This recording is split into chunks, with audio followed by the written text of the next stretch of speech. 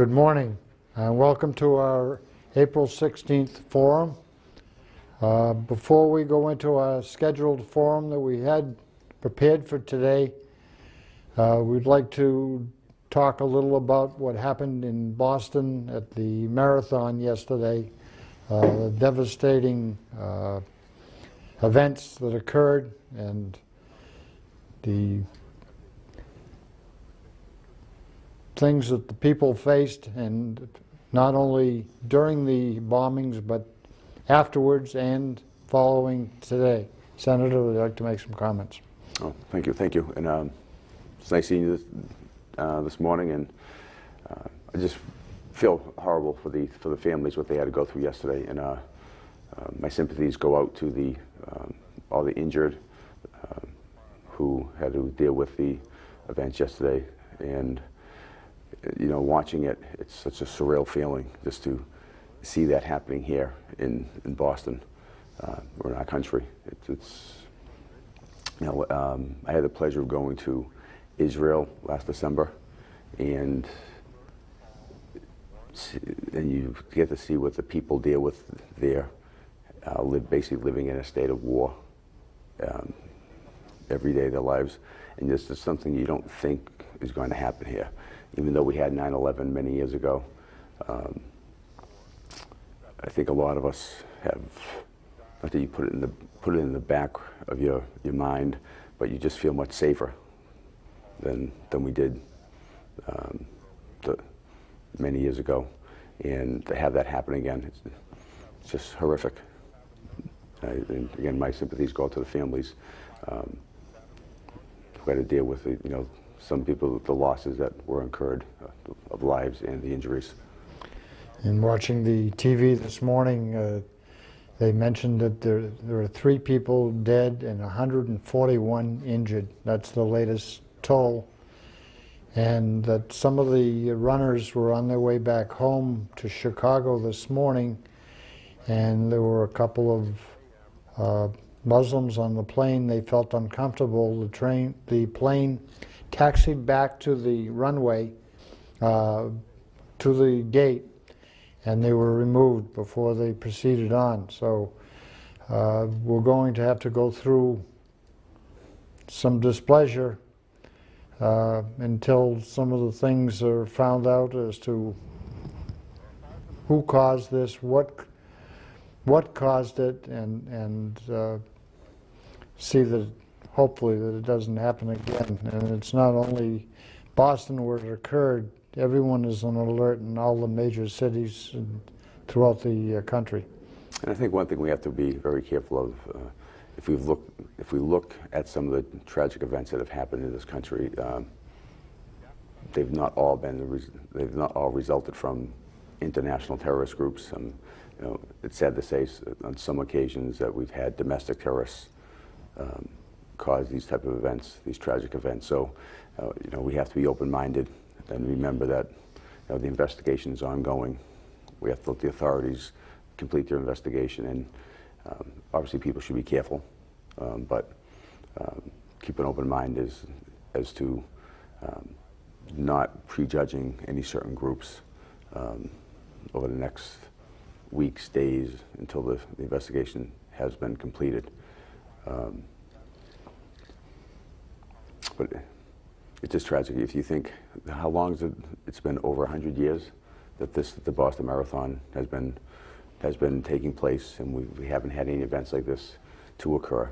And you know, and hopefully, some of the events that the law enforcement community did take by shutting down all cell phone coverage service, maybe that helped deter some of the other devices that were dismantled from going off. You know, you're watching the news and you saw people walking around, and they were saying because they had to shut down the cell phone service, you had families people who had been running the race that couldn't contact their family members who were in the city that were waiting for them. It's just so many. I think everyone takes for granted the logistics that goes into planning these types of events, and I don't know how you would actually develop safety precautions when you have such a massive event that's throughout the city. You can't have checkpoints at at every intersection, checking people's bags, and one of the best things about our country is all the civil liberties that we have, all the protections we have, and it's events like this that actually that people exploit those liberties that we do have in this country. Thank you, Senator. This past Saturday, the Senate debated legislation to help finance transportation in the Commonwealth. Can you talk to us about this legislation? Yes. After an unusual day, a long day on Saturday, I don't remember the last time that I know in the 4 years that I've been in office, going to my 5th year, we've never gone into session on a Saturday. So this was very unusual for the Senate to go into session on Saturday. But the Senate passed legislation to finance the state's transportation infrastructure. The bill will dedicate close to $800 million to transportation by the fiscal year 2018. The transportation infrastructure of the Commonwealth is vital to the economic growth and well-being of the state. This legislation will help create jobs, invest in overdue improvements to our infrastructure. These investments will ensure that Massachusetts will remain competitive in the future. Last week, Senate President Theresa Murray and House of Representatives Speaker Robert DeLeo unveiled a $500 million transportation plan, which the House passed on Monday, April 8th, in response to Governor Patrick's $1.9 billion proposal. The Senate proposal that was passed included an amendment that you sponsored. The amendment requires the Inspector General of Massachusetts to conduct an investigation of the MBTA's procedure and policies regarding enforcing a fare evasion. Following evasion, the Inspector General must file a report with the legislature regarding the findings and recommendations for improving fare collection enforcement. You also filed 3 other amendments to the bill, which were not included in the final bill. These included eliminating an increase in the gas tax, raising the fares each year based on the increase in the Consumer Price Index, the CPI, for the state's public transportation, and to install tolls on routes 93 on the New Hampshire border, and to reinstate tolls on exit 16 on the Massachusetts Turnpike. The bill includes non-tax revenue savings and new revenue sources, such as it amends the Commonwealth's transportation funds to dedicate revenues generated from the sales tax on motor vehicles to transportation. It establishes own source revenue and savings targets for Massachusetts Department of Transportation, known as MassDOT, and the Massachusetts Bay Transportation Authority, the MBTA. It requires MassDOT to classify and fund the salaries and benefits of employees as operating expenditures by June 30th, 2016. And it requires MassDOT to submit a progress report by August 1st, 2013. Increase in the cigarette excise tax by $1 per pack, the increases of the excise tax on smokeless tobacco to 160% of the wholesale price, and it increases the excise tax on cigars and smoking tobacco to 40% of the wholesale price. It also increases the gas tax from 21 cents to 24 cents per gallon, and this is the first increase in 20 years to the gas tax. Beginning January 1, 2015, it increases the gas tax annually by the increase if there is an increase in the CPI. Now, just so people realize that this also could mean if the cost of living goes down, then also that could result in a reduction. And also, I realize that doesn't too often happen, but this was a way of trying to provide a sustainable revenue source for our infrastructure needs in the Commonwealth. One concern I'd always had with the gas tax is that I always looked at it as a diminishing tax, because as we right now promote more fuel efficiency, that in turn means obviously less gas being purchased and less revenue coming in to fund our infrastructure. So this will hopefully provide some stability to that revenue source. A House and Senate Conference Committee will now look at the two bills, look at the differences, and try to work them out and send them to the governor's office for his hopeful approval. I don't know if people over the last week or 2 weeks have been seeing a lot of the media where the governor wasn't happy with the piece of legislation that was put out by the House Representatives, because the governor's proposal, again, was $1.9 billion. And the House bill is, the framework and a lot of it is similar to what we passed. There are some slight differences, but the governor was initially opposed to the House version. And when we were, prior to us going into debate on this, he had come out, well, initially after the House passed it, he had come out and said that if we passed the same version, he would veto it. As we get closer to the date, as we get closer to Saturday, the governor's position had softened quite a bit. So we're still curious to see what he will do, as far as whether he will, after the bill comes out of conference, whether he will sign the bill or not sign the bill. Recently you were reappointed as the Senate Chairman to the Committee on Higher Education. Can you tell us about the priority for higher education during the current session? Well, the public higher education system in Massachusetts is critical to ensuring continued innovation in the Commonwealth's economy. The work being accomplished on the campuses of the state's 15 community colleges are crucial to workforce development and attracting new businesses to the state.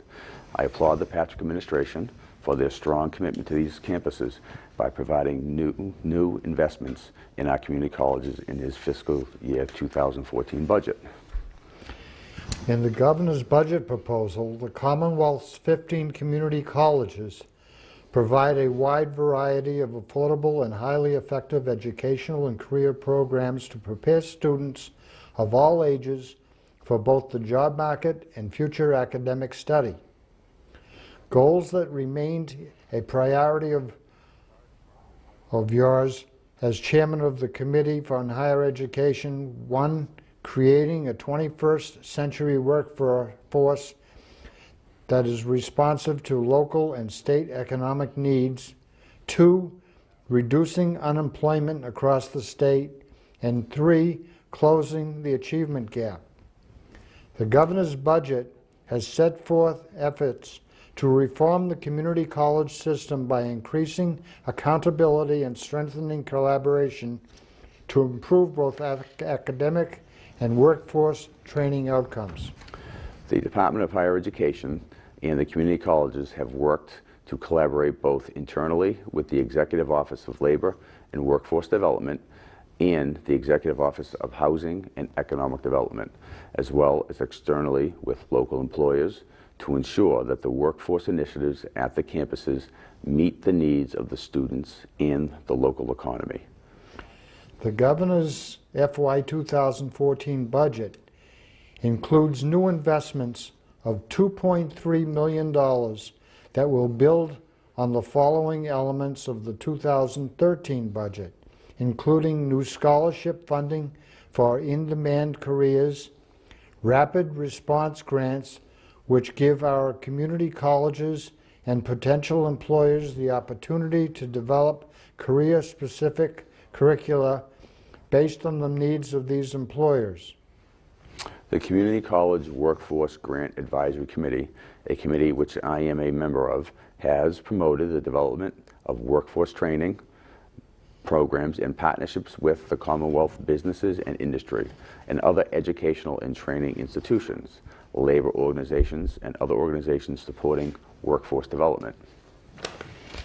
The FY 2014 budget seeks to continue to advance these efforts through the investment of $6.1 million, including $2.3 million in new funding at DHE that consolidates the FY 2013 initiatives of in-demand scholarships, rapid response grants, and the Community College Workforce Grant Advisory Committee. This consolidation of funds will allow DHE, Department of Higher Education, greater flexibility in meeting the workforce development needs of the community colleges and the students and employers served by the community colleges. The opportunity, value, and life advancement offered by the community colleges has been recognized by the residents of Massachusetts as full-time equivalent enrollment increased 32% from 2006 to 2011. Governor Patrick has proposed to invest in an additional $20 million in new funding for community colleges, or 9% more than FY 2013 funding levels. This new investment will be allocated to the campuses through a new formula that serves to accomplish the goals established by the administration and ensure that all campuses receive at least the same levels of funding as in fiscal year 2013. Just a little bit more on this formula. I think if we remember last year, it's a point we were talking about in the budget process, how we did a reform of the community colleges, and we actually established a performance funding metrics. Well, that's what this $20 million is the result of. When I first got the assignment as the chair of higher education, when we looked at the funding of the 15 community colleges, the top 5 community colleges with full-time enrollments were also the bottom five as far as funding levels. And I think it was Bristol Community College, Quinsigamond Community College, Middlesex Community College, Bunker Hill Community College, and forgetting the 5th one. So when you look at that and you're trying to determine the appropriate level of funding, to have the 5 colleges, community colleges with the highest enrollment levels being the lowest funded. Obviously, the old ways of funding these schools, which basically was whoever had the most political clout, had to be restructured or changed. So we established, we actually hired through the Department of Education, we hired a consultant that actually came up with the performance funding, and it has resulted in this $20 million in funding, with the bottom 5 now actually being compensated more appropriately for the level of services that they are providing. Although I agree with the governor that we should make our community colleges a priority, as they are a beacon of success for workforce development, I am mindful of the proposed increases in tax revenue to fund this budget. Again, as we were talking about the legislation that was just passed over the weekend, that was dealing strictly with transportation. This is one problem when the governor put out his $1.9 billion tax proposal. He tied education, K through 12, early education, higher ed, and transportation into a large package, where we were getting correspondence from people that over the weekend on this transportation bill that were telling us to vote on it based on education funding. So there was a lot of confusion as far as where we were going with the transportation bill, his bill. So that was another reason which I'm happy we did it. That we actually separated transportation out from the other priorities that we need to focus on. So the needs of our higher education community and our other K through 12 and early ed will hopefully be addressed in the budget coming up in the next several weeks.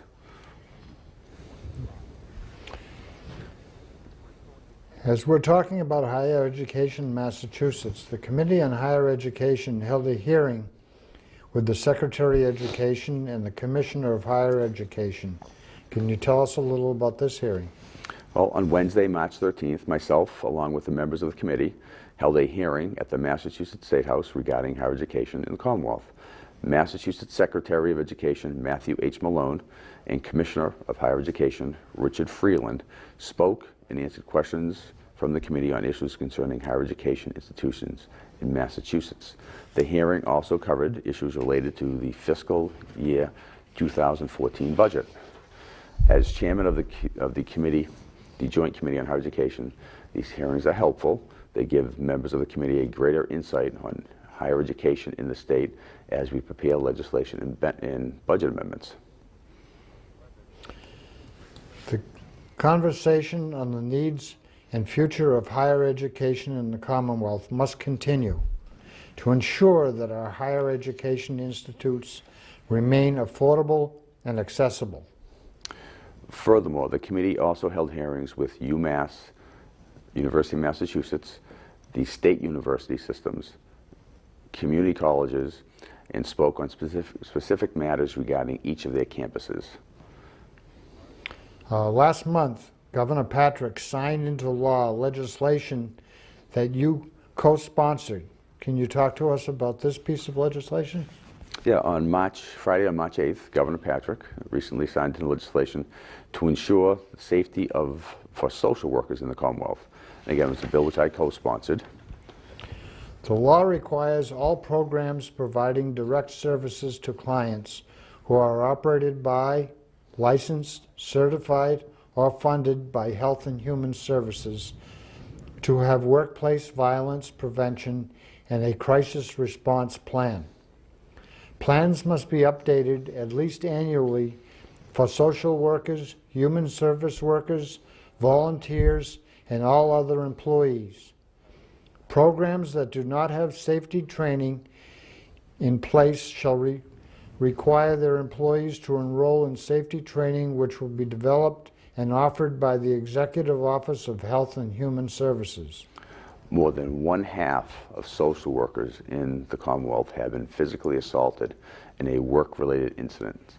Social workers provide a crucial and fundamental service to residents of the Commonwealth.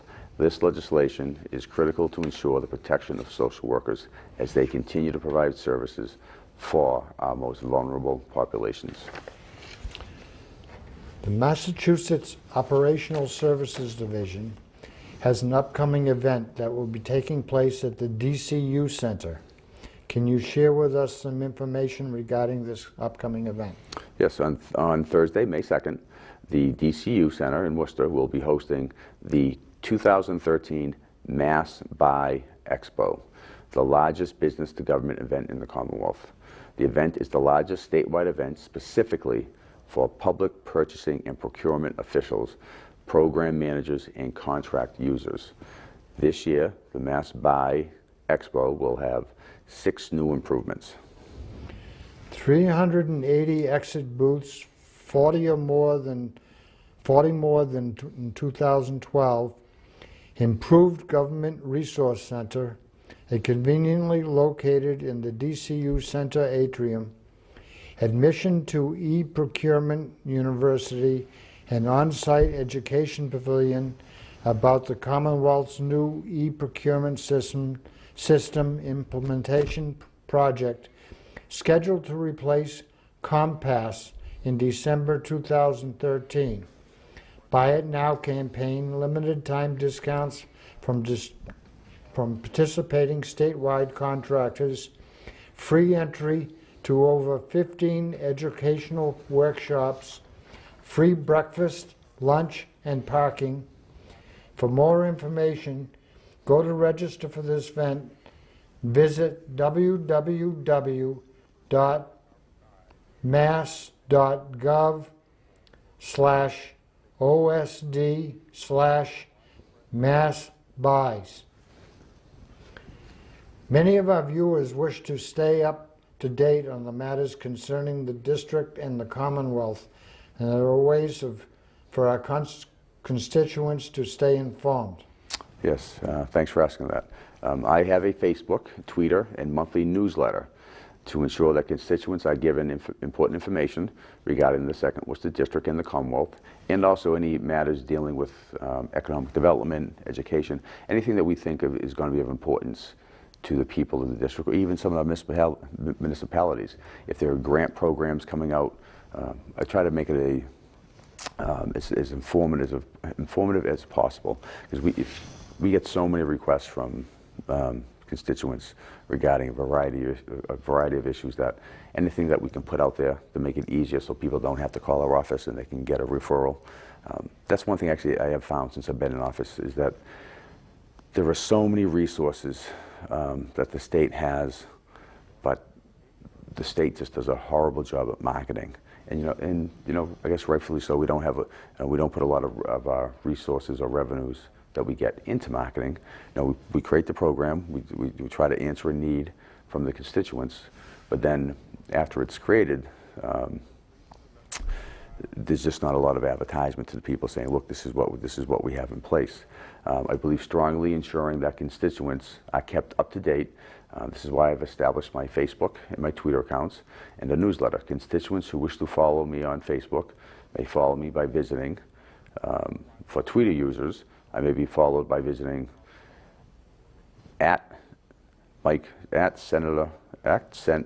@Sen Mike Moore. And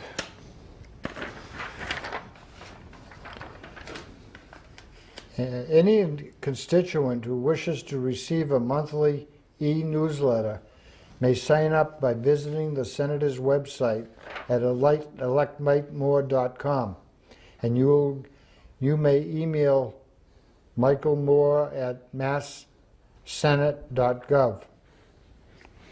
Furthermore, if any constituents are planning to visit my State House office, I'd like to inform you that I have been assigned a new office. And I'm now located in room 109B on the first floor of the State House. And again, phone calls, if you want to call the office, the number is 617-722-1485. And again, it's nice seeing you again this month. Hope everyone had an enjoyable Patriots Day. And again, my deepest sympathies go out to the families of everyone affected yesterday by the tragic events. Same for me. I express sympathies on behalf of myself and the citizens of the town of Auburn, on the people that ran into the problems that we had yesterday in Boston. And looking forward to seeing you on the 21st of May, which I believe is town election day. Oh, and actually also, just a reminder to the voters of Auburn that on April 30th is the primary for the special election for the U.S. Senate seat. So just people can put that in the calendar. Again, you always hear a lot of voters criticizing the election, or that they don't, the choices they have to make in the general election. Well, that's why the primary is so important. The winners of the primaries are the individuals that move on to the second stage. So if you're not happy with the results of the primary, if you didn't vote, then it's hard to criticize the end product. So if you just remember, please get out there and vote. Utilize your right to vote. It really is very important to the process. Thank you very much, and we'll see you next month.